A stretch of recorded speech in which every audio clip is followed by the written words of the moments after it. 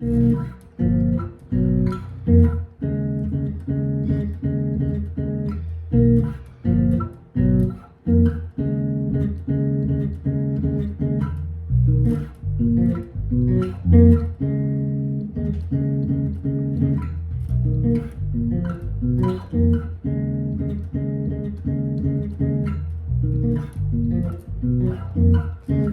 an inspiring song to play. It makes you want to play bass. Such a cool song. Them Changes by Thundercat.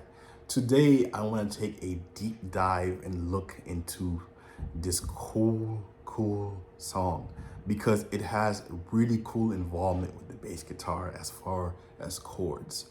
I want to go in and analyze and go underneath the hood and explain to you what's happening from a theory standpoint. So that way, when you understand it, you connect it within, and now you could create and embellish certain things about this beautiful chord progression and groove right off the bat.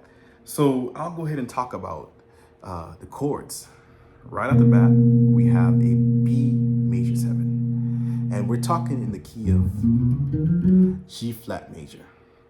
And then we have this passing chord, which is a G minor 7, going into the G sharp minor 7, going to F minor 7, going to E flat minor 11. Okay, so it's at least 4 chords, right? Or 5 chords, 5 chords. So what does this mean? Like these chords, what is the progression? So if I give numbers, right? If we're talking about the numeric system, the B major 7, which is the first chord, is actually the 4th chord in the key, right? It's the 4th chord. Then we go to this flat 2 minor chord, which is just a passing chord into the actual 2 minor chord. Go into the 7 minor chord. If we put the 5, it has to be flat 5 if we're talking diatonic. But there's really no 5 there. It's just that. And then we go to the minor 6 chord, which is the relative minor chord. But we're playing this as a E flat minor 11. Now let's talk about the voicing. So I set it up to be a simple voicing right off the bat, where on the first chord I'm playing linear, which is just the root, 3rd, and the 7. That 7 has to be major 7, and that 3rd has to be happens to be a major 3rd. Then we got the root. So that's the B major 7. Now we go to this passing chord, which is the root, the flat 7, and the flat 3rd, which results into G minor 7. Then we take that same shape and move it up a half step to get the G sharp minor 7 chord. And then we take the same shape, that's the beauty about string instruments, and we go down 3 semitones to get the F minor 7 chord. And then top it off with E flat minor 11. Now in this voicing, you might ask, why am I only playing 3 notes and it's 11 chord? Well, because I'm doing a fragment of the chord, which is just the root, flat 7, and 11 at the top. So now let's talk about what makes this song really cool as far as how you feel emotionally. So there's tension clearly in this chord progression. And the reason why there's tension is because we're playing the extensions of the chord. So if you follow me here, most chords or basic chords are major and minor. Now, after major minor, we have 7 chords. And then after 7 chords, we have all the extensions like the 9th chords, 11th, 13th. So it's good to understand as a prereq what are major and minor chords.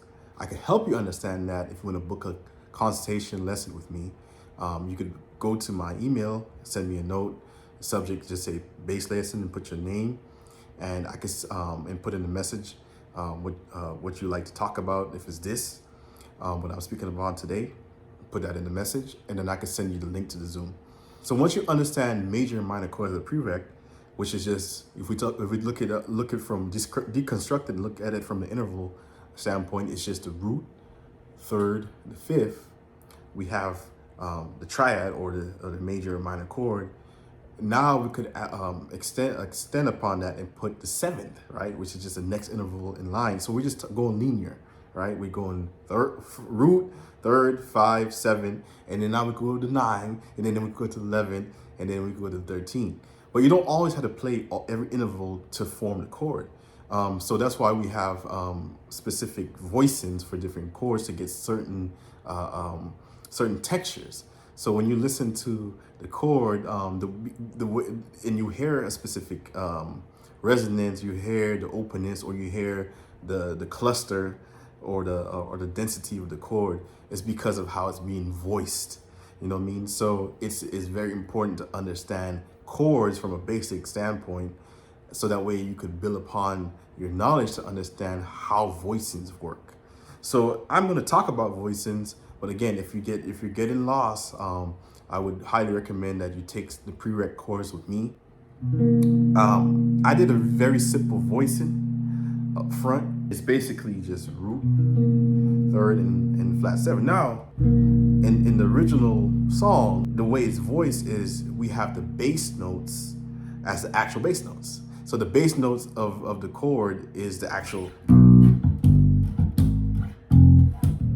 right? So that root note is the actual note you could actually play with the groove. And the reason why I believe that it's that way, or was written that way, is to have the weight, or to have that fullness in the chord, right? So when you add in that low bass note, or at least in that octave, you're getting that lushness from the chord, versus just playing the root note up an octave, right? From the bass note, from the bass line note.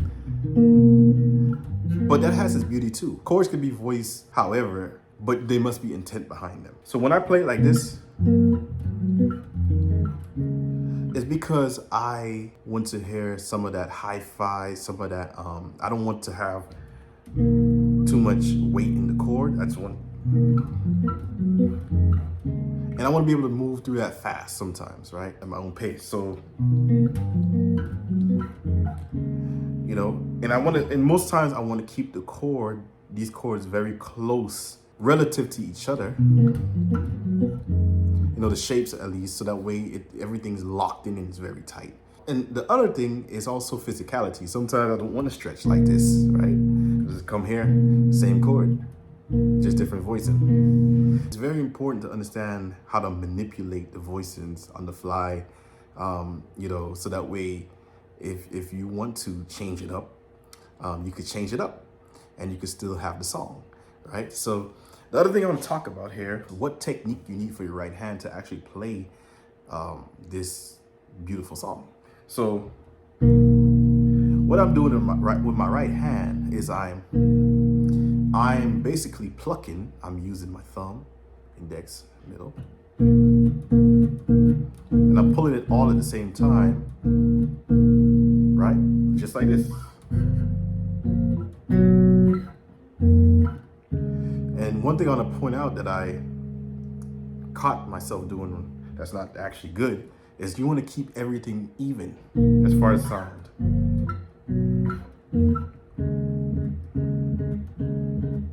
Before you slap any effects onto this chord progression that you play on the bass or whatnot, you want to make sure it's clean. Like this. Make sure it is clean.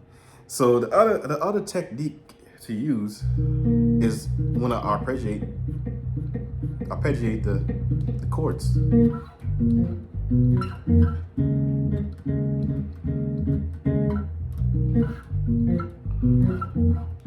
We want to get that arpeggiation to get the articulation out clean as well. So what I'm doing is I'm just thumb, index, middle finger.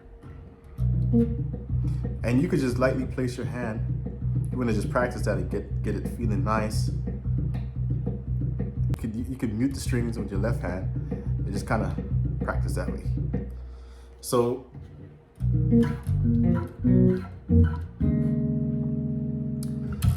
and the other thing here is when you go into the hood and you start looking at what's happening, what's going on, what you could do is you could embellish like this.